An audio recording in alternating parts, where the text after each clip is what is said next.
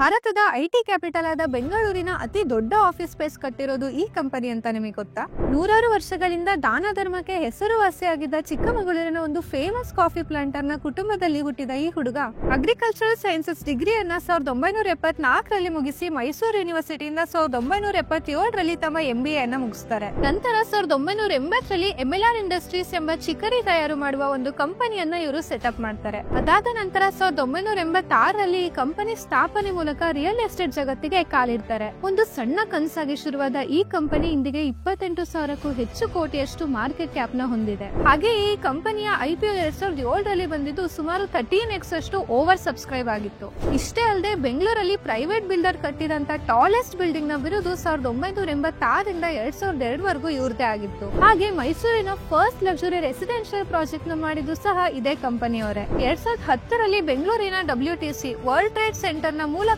South ಇಂಡಿಯಾದ ಅತಿ ದೊಡ್ಡ ಕಮರ್ಷಿಯಲ್ ಬಿಲ್ಡಿಂಗ್ ಅನ್ನು ಇವರೇ ಕಟ್ಟಿದ್ದು. ಯಾವ ಕಂಪನಿ ಅಂತ ಗೊತ್ತಾಯ್ತಾ?